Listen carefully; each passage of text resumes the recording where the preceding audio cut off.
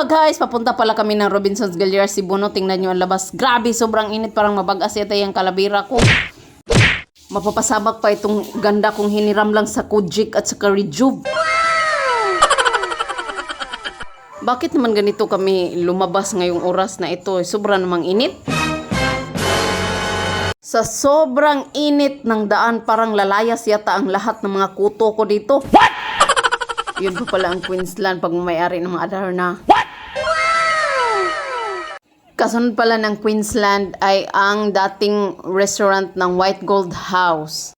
At yung building na yan, yan po ang Summit Hotel Galleria. Yan po ang katabi lang ng Robinsons Galleria, Cebu. Uy, sana all! At yung building naman yan, ayan ay di ko alam po. Kaya di ako magsasabi kung anong building yan. Kaya stay put lang kayo dyan kasi sobrang ng init. Parang napapaksit na yung katawan ko ba. Grabe, sobrang hitik sa init. Parang nagrereklamo na yung mga kuto ko sa ulo.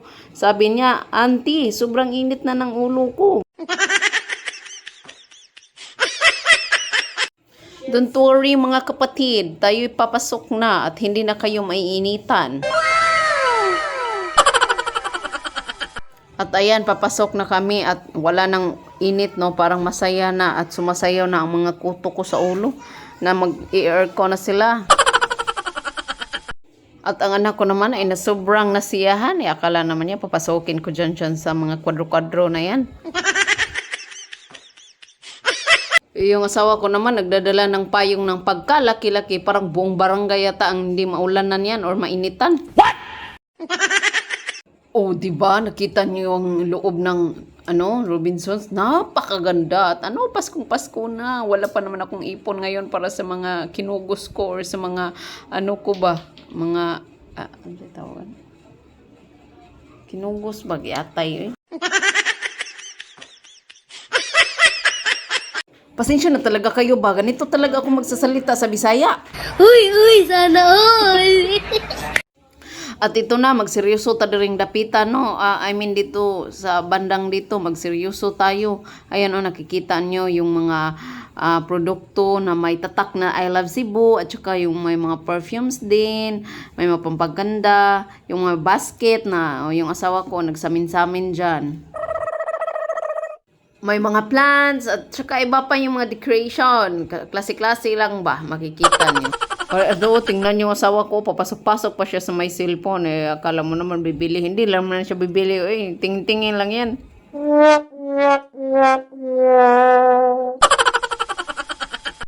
Huy, Busti, huwag kang mag-ano dyan. May utang pa tayo sa Bombay. Alam mo naman yan. Baka mapriso tayo dun. At ayan, pagkalabas namin, nandun sila, nagbarog-barog dun sa napakalaking gitara.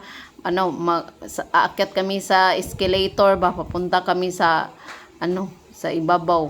Alangan naman pababa, no? Well, hindi nga!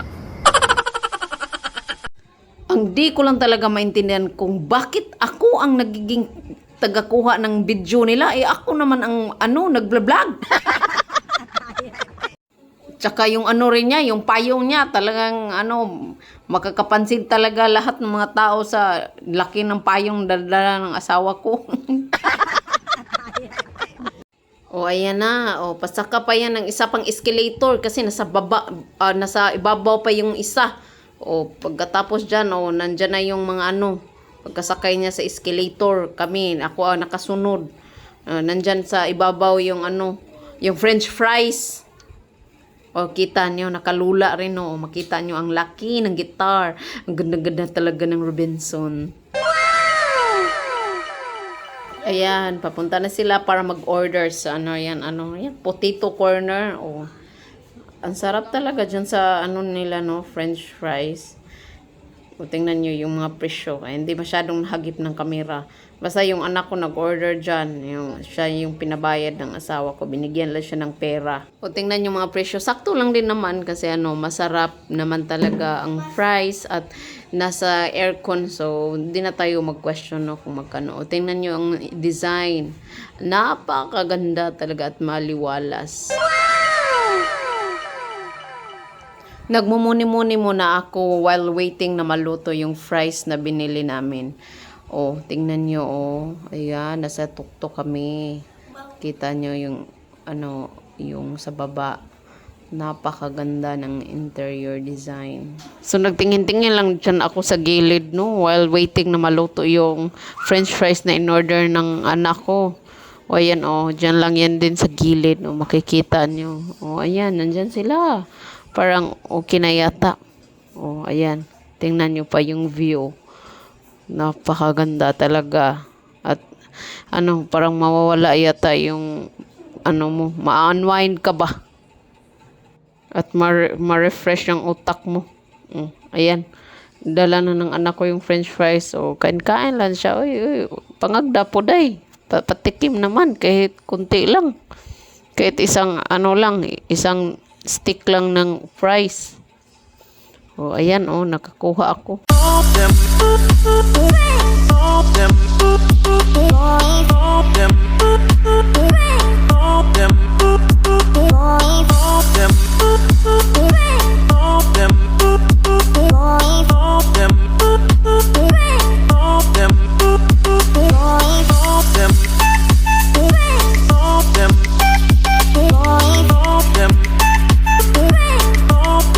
Hello, Travolio. Ibavalue nyo kayo kami. Char, just lang.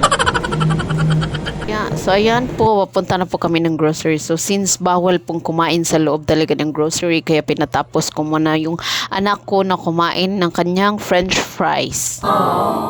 So kain-kain ka na muna dyan, anak. Hindi naman tayo nagmamadali. Yung papa mo lang yung nauna sa loob. So nakita nyo ba, sobrang linis at sobrang laki ng grocery dito. At napakaganda.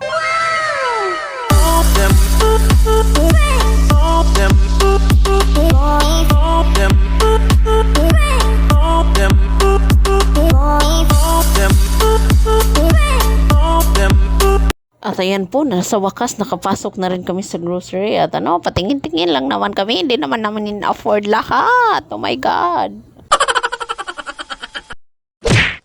Pumili ka lang, anak, ha? Yung kaya lang natin. Ay, naku, baka gagawing bagger dito yung papa mo. Wala na pambayad. At ako naman ay kuryoso kung magkano talaga o ano talaga ang mukha ng cheese. At ayan, oh, napakalaking cheese at napakarami, iba't ibang klase. Ay naku, sobrang mahal pala nito. Parang isang haligi ng bahay namin yung presyo. Di ko to kaya, besh. Parang isang sweldo lang ito ng asawa ko. Parot agad. Dito naman tayo sa banda ng mga steak at kaya sa ibang klaseng karne. Parang presyo na to ng isang buwang sweldo ng asawa ko. Ay naku, ito lang pala yung nabili namin, yung gardenia. Sa haba-haba ng lakad namin, ito lang palang nagbinili namin, yung gardenia at saka yung ano ba yung milk. Uy, napinili ng anak ko. Uy, sabi ko, uy, careful kayo dyan. Baka makapatid kayo ng mga botilya dyan at saka mabuha kayo. Naku, talagang bintan yung mga kidney natin. So, ayan na. Tapos na kami magpa-counter o ano, kain-kain kami. At ayan, binidyohan ko yung malaking gitara ba. Isa yan sa mga signature sa mall dito. Ayan, oh, napakaganda. Mga flowers. Oh, wala kayong ganyan. At by the way, nag-sale pala sila, no, that time. Hindi ko na alam kung meron pa ba ngayon. So, pauwi na pala kami yan, guys. O, makikita nyo. Dumaan kami sa malaking gitara at saka yung mga beautiful flowers na nadadaanan namin. Palabas na kami niyan at saka yung mga, mga bags na may print na Cebu, mga Santo Niño. Ayan, basta, yung mga produkto na pang Cebu talaga yung signature. May mga home decorations, basta klase-klase, basta produkto na may tatak Cebu. At saka mga chicharon from Karkar, o marami, mga t-shirts, pero meron ding mga makeup, lipsticks, bags, o ano, makikita nyo sa video, diba? O ayan, ako napainom-inom pa sa may mga kahoy na lingkuranan. Parang bata naman ito, napainom-inom. Ayan, palabas na pala kami, guys. At ako, yung mga kuto ko, magsasad na naman sila kasi ano, mainita naman yung mga ulo nila. Kumapit lang kayo ng mabuti dyan sa ulo ko mga kapatid. Alam niyo naman talaga oh, ito. May payong naman si boss din na napakalaki. At nakasalubong naman yung batang responsable o tumulong sa kanyang parents. Thank you and goodbye.